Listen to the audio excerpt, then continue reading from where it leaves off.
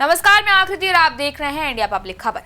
क्या 2029 के लोकसभा चुनाव में सीएम विजय बनेंगे पीएम उम्मीदवार? ये सवाल इसलिए उठ रहे हैं क्योंकि विजय को मुख्यमंत्री बने अभी महज 100 दिन ही हुए हैं, लेकिन उन्हें 2029 के आम चुनावों में प्रधानमंत्री पद के दावेदार के तौर पर पेश करने की बातें जरूर शुरू हो गई हैं। जहां तमिलनाडु की राजनीति में इन दिनों दक्षिण के सुपरस्टार और तमिलगा वेट्री कजगम यानी कि टीवीके के प्रमुख सी जोसेफ विजय को लेकर बयानबाजी तेज हो गई है। टीवीके के नेताओं द्वारा सीएम विजय को आने वाले लोकसभा चुनाव 2029 के लिए पीएम पद का उम्मीदवार बताए जाने के बाद अब कांग्रेस ने इस पर निशाना साध दिया है। कांग्रेस ने तंज कसते हुए कहा है कि टीवीके के नेता अभी भी फैन क्लब की मानसिकता से बाहर नहीं निकल पाए। क्या है पूरा मामला, आपको बताते हैं इस खास रिपोर्ट में। दरअसल तमिलनाडु में टीवीके नेता और मंत्रियों के डिमांड से गठबंधन में शामिल कांग्रेस असहज हो गई है। जहां टीवीके के नेताओं ने विजय को 2029 के लोकसभा चुनाव के लिए पीएम कैंडिडेट घोषित करने की मांग की है। टीवीके नेताओं के दावे हैं कि तमिलनाडु सरकार के जन कल्याण वाली योजनाओं के कारण सीएम विजय की लोकप्रियता उत्तर भारतीय राज्यों में भी बढ़ी है। कांग्रेस ने टीवीके नेताओं के इस डिमांड को अहमियत नहीं दी है। कांग्रेस ने साफ किया है कि 2029 के चुनाव में राहुल गांधी ही पीएम पद के उम्मीदवार होंगे। तमिलनाडु कांग्रेस नेताओं का कहना है कि टीवीके अभी भी फैन क्लब की तरह काम कर रही है।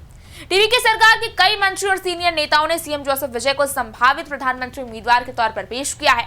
डी शरद कुमार, आधव अर्जुन, सेंगोटाई, जगदीश रेड्डी और मारी विल्सन जैसे नेताओं ने विजय की दावेदारी का समर्थन किया है। टीवीके नेताओं का साफ कहना है कि विजय में भारत पर शासन करने और ऑल इंडिया लेवल पर बतौर राष्ट्रीय नेता के तौर पर उभरने की क्षमता है। हिंदी पट्टी और नॉर्थ इंडिया में भी लोग विजय को उम्मीद की नजर से देख रहे हैं। अब टीवीके का दावा है कि 2026 के विधानसभा चुनाव में जीत के बाद तमिलनाडु में जिस तरह सरकार काम कर रही है, उससे सीएम विजय की लोकप्रियता उत्तर भारतीय राज्यों में भी बढ़ रही है। डी शरद कुमार ने एक कार्यक्रम में कहा कि अगर विजय को पीएम उम्मीदवार घोषित किया जाता है तो वो 2029 के आम चुनाव देश के लिए एक अहम मोड़ साबित होंगे। उन्होंने कहा कि राष्ट्रीय राजनीति में तमिलनाडु जैसे दक्षिण भारतीय राज्य के मजबूत नेता की उपस्थिति जरूरी है। टीवीके नेताओं के बयान को तमिलनाडु सरकार में शामिल कांग्रेस ने अहमियत नहीं दी है। कांग्रेस का कहना है कि ये बातें सिर्फ उनके फैन क्लब के उत्साह का नतीजा है।